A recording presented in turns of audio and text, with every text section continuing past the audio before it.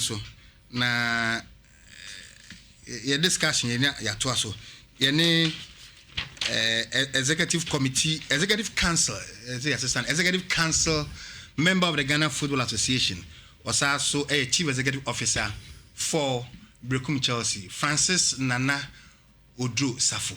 We see you at the Sibostro Consult, see you at the Spartan Club Consult. Oduro Sarfo, you much in FM so. When you want to say one for Francis, Uncle Francis, and Fiat Kamamba, Ubewana. That's a Francis new Din, and I knew Din. You swear, if I'm Nana Sarfo Oduro, I didn't know that is Francis. Anyway, Nana Sarfo Oduro, yeah, watch you in FM so. Majimoso, you should angry in us. Na ye dwendwene enra efi meeting amone premiership club CEO ye no menim say efi after the engagement o mama Exco for no mama briefing bi ana. Well, me a part of the meeting and I know what's pertain there.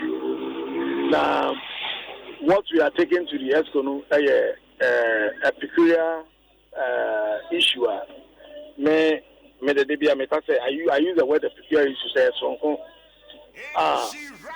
if I have my main coming way, I'll push it immediately. But other people may also have the opinion, and so the larger picture will discuss that, and then we'll get away from there. Mr. Amza, feedback be also come to me allow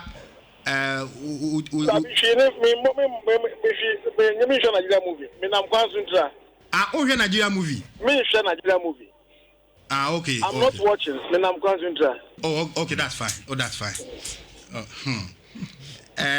You know, briefly, engagement in a course say. Oh, engagement, you know, a course clubs, no, every 20 or my camera, no, about stadium, but they have to use the means provided by the clubs, by the stadium. Once they were CC post or so. I trapped video, so officer would have phone transfer on a WhatsApp one. Now, so I video now will channel so make sure say any video will try would be commercial for commercial purposes. Obi who try video we are not to Facebook. Obi who the camera no a transfer na the Facebook live. We there for educational purposes. And the apprentice say, well, you say which year? So which year the officer? If I'm receipt to office now. That your letter, na ma approval. Which had momo so what the paper office. No bet you hard paper receipt. Na ya sama approval. And sign a call. And the sad directive no it a key effect that bay. It a key effect Sunday. And then I say within this week, clubs be or person who try in the game, no, not of family game, no, or about F in with application letter, no, trying to approve you. I don't more year before Sunday, no. We find Friday, cry. Provided to go Friday, also we just so my letter them out. Because we channel the receipt by receipt no any authority. Letter no authority. Okay. Now, Sikano mo can say old na fees na mo adjusting the kakra. Oh, the old regulation where old fee no 50 Ghana per match. Oh, okay. Okay, na say asem de na asem ko etine no. Asem be any fee. Aha. Na ade ba akoso so a etimi hu say unresolved at the meeting no. Say the opportunity a mo as club owners and as CEO of clubs. Now mo amode mo mandate ama F ni say onko seek for sponsorship mamo. No mo kwa sponsorship package na contract o mo hu detail no. Eno ya na enhamo as clubs. Mami en CNP. Yamenye. Mami CNP say GFA no. Sebi we ni pay no so de enye sa. But in administratively, no, and it said GF, and I say a crow. I say, Mr. Mo, one more much of Facebook, Mamunko, Imanu Sibone. I say, Ghana, anti president, and a parliament. When say Ghana, yeah, the president in the two missions, sir. Me to me I said in parliament no na they approve with peer president person we parliament now approve we are na omo implement it.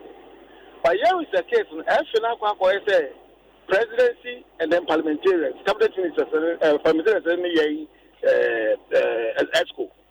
And I am Exco as a pine said, we're running the day-to-day affair of the federation. Or no, and they take a decision for the federation. No, they are general secretary, my wife mentioned. And the powers in the Exco Nisa. The powers in the Exco Nisa, dear. That's just the Exco and a bit may sue, never sue one. Exco and a bit by decision. Now, what's a revoking decision? And you know, say what the 2 million will be said. Neko, as a for Mr. Mo, a example, and a few also in the the bit say a Japan royal year. Say a culture year, and Ghana need beer, and you will take Kumasi, and now take Accra, and now take who the one say Ghana government are caught into contract. Emma contract that is where Parliament have authority. That is where Exco have authority. And you know, so we say Exco acquire sign contract and to offer contract copy no embedded manager necessary Mrano and also trying for. Like I said, clubs no any right say Omado mandate amount or menya the details of the contract. I was saying why PJ our studio or article 40 after the powers of Exco. I was starting to na on na obianti. Na tsa de we na ye kan yi a under president Antechi na the then Exco ne clubs na moye na mehu contract yo mehu contract details so enti wako normalization ba betwam new regime aba and so still contract no ma obi ehu contract details. We crowd em say ye transparent si obia because about contract no ba ye share clubs reps as CEOs. And you know more contract true. What they are calling for is a copy of the contract. They know how much they are going to get. They know how much it will be, how it will be dispersed. They know when and when it will be dispersed. And you know, I will forgive Minia Nanaya. I'll forgive him. I'll forgive Kotoko in the sense that new people and I will take it over until Nia Dadano Ebiana Omunim. But that is the situation. That's a club be any right say contract now signing no. Obehu details. Who obligations ni bibia de oni. Obetube bisa. Even I think say question at the time no. Class which say Wafa House of Folk. They got a chance here. The contract no come office. Amomo ekohwemu. Owie no wo omade. In this era no ya unfa o destiny embeto abonten because what the map go outside na obespread it. On the media. It is in the past times, no, much me the contract no check class we share. And we know, much find some more. Question had the chick and a year and a but mandate, you know, and Chilesa, but question had the chick and mobile in the sense to say the class wrote to him, said they want to see. So we can sit down with you and you will read through and then you go, but we will not give you a copy. Okay, yeah, but says our mandate now.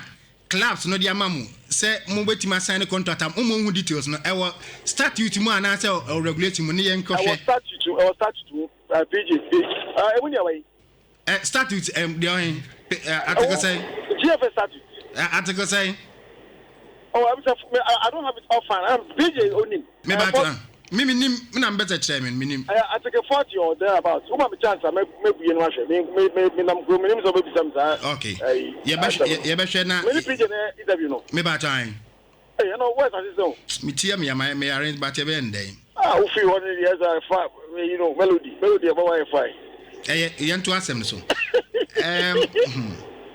Ejinaga say contract na mama class no enhu the details of the contract no on be there who obligations any of right is so ko bibi na say contrary to the terms America say have a peculiar case. What was that Kotoko a change hand? Don't personalize it and yen say Kotoko class it is class some man personalize it there then there's nothing for me to say. Me say class no there's no obligations and right and yen say Kotoko detail clause we nyina chem. They can write to the FA say, new administration are taking office. until we brief. Can you arrange for us to? Hello, Dosavo. Yes, sir. And you what I say aside Kotokono, all the other clubs, no, opening them with the details of the contract between and the aside Kotokono OBM, yes. Okay, then we'll find out. Okay, yanko the next issue. And they clubs, I'm going to say FA the arrangement about after games, as a clubs, no, echo for mandatory interviews. Would you coach ko Okoka same ASA, you refer to disciplinary committee. Oje Karela in Thailand, some head coach Henrik Peters Lem. So Okoka say, oh, made them near Feno, you refer to disciplinary committee. 11 wonders against Dwarfs coach Ernest Thompson Courty. Okoka says, hey, you refer to disciplinary committee. Brekum Chelsea Asante Kotoko. Masokona Duko can say, hey, you refer to disciplinary committee. Is it an attempt to be ambassador de gagi your courtesy from expressing their candid opinions and aren't you overprotecting the referees? When you say be a way to know referees na nkasa actions and inactions and the football be do be ejine. We're so very peculiar because last year na uni league in Nhyira. Last year I'm current city your friend of this one committee. Fair referees coach referees. We want sanity in terms of the game. So we did referee at them, we did match official at them, and that's it for no. But say a castle, and you know that is how the whole thing is. Who called this one committee? Let this one committee in the I didn't know cancer. Now say me cancer because of say, and to say no what from where you know how simple. I don't think that this one committee is a hindering. In doing so, no, aren't you overprotecting the referees? No. Yeah, so last year, no, now who are Ghana, when we say you overprotecting referees. In their account, who say you overprotecting referees? You had a console last year, you didn't say anything. Why saying this time? And you know, say a post-match interview, now coach Biba, now but na also okay, because it's mandatory, you know. Mean to mean kasa member. Fine, you but na okay, yes, no, yes, no. That honestly, I also know every coach, you know, coach you crowd work. And then we say mama to me express some opinion because I express here. Ebi ani refer. My brother, do you want yes, no, yes, no. Some way, I want for Kebilo. Search me the same you Kumase. Or Mr. I say, and I must already say. Every say football the sanity. You both we are. You'll be on your happy side for the referee, you know. They blah blah. I'm saying the errors should be imaginable. Let's move on. We can say these things without referee in here. We support the system is referee in here. And then we coach referee in here. Another point worth noting. The issue of any fans, no, almost when you embrace a game, no cost, no, almost open opportunity, Ekoshebi. If you compare, we political campaigns, parties in BS, CPP, PNC, NDP, any NDC, MPP, Muya. Nipadona, the Kohonum, Omko, and you are safety protocols, you can observe it, no face masks or nose masks, no social distancing. Tina football, yeah, Marquina. Emma supporters should be said political campaigns or me supporters second. One was there, I know in an Brekum, Golden City Park. And I will say, I will say, Golden City Park in Anno, amount for was so. Can you believe, sir, amount for the 10 cities and Coconut? Let us say, you have a board of card, mean one person from it. And to know, yeah, you say to me, a case more. Yeah, it's not in here with the we need to do more. I mean, you look at the the beer, but they don't know Fatu. They do be here to Cotocobe. And they say, now we say only a woman and some be as a nine, money president, a general income. Not just a more to me, I would become president or more for the phone. Yes, most try because a Yakotocoseme, a Yakotocobo Bakua, when Yakurano, 600, 700,000 Ghana City. And a baby quite a billion. And it's a Cotoco. The Cotoco, let's say, I had a boy. And the master, most more farmer to na mo yo mo contact na mo be die tuo ne no community na wo ho no ina mo ne mo kan hwe se e be boa ya na why. Lastly, Vanse Asante Kotoko ba Brekum no, you say the Brekum pitch no, it was not in the best of shapes. Meaning say field no and a pitch no, and yamu Brekum Chelsea dia. And there na most of them home games. And there na more as a club no more ye say mo betimi put to the pitch in shape. Say e betimi aboa na atete injuries so na my game so I fair once no you try games no kwa abuchi baby. It's spending about 25,000 Ghana cedis to put this field in shape. Me shara be fa abranche bi e wo Kumase e ko tran Brekum for 1 month and no kwa park no which one boys team from Takrade kwa park no ejuma park ni green e me kwa me twa video edit impua na unfortunately no ya David a friend say and I a brief friend say Opebri Hamatan eba we are very handicapped. It's unfortunate say me delay kakra from going to Brekum, but our baby son I'm okay them say everything is in order. Fortunately, I mean in this world no so be who red we will cover for red who green we will cover for green we will cover for green, and I was told there said the pitch was okay, but when I went it was not it is not about 50% good for 40% good for the TV, but unfortunately TV in ban almost so much my age man and to me no can say we the nye bibi boapaye say we about paye boss so my boss and you to continue here and sa but san e ban but me no can say me the manual to machete gang bia omone water west daily na omastatia water park until your next game home game we are sure say bia na emba TV but me try e dey ama obia wo see Facebook at me free so oja wo kola na mu di matter me free so until me go Instagram Oduro ana ukasa basaba ukasa keke ana hey when I get PJ what do you want to do on Facebook or mu didi wada ukasa keke communication. Oduro what do you drink?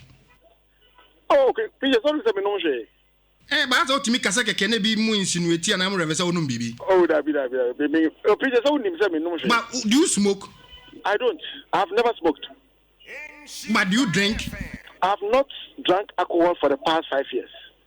But why do you behave in an absurd, primitive, and then backward way? Auntie, Ofrem me. Interview me. You are calling me. I behave primitively. That is not the point. It's just a byproduct. Mudi just say. Only respect my age.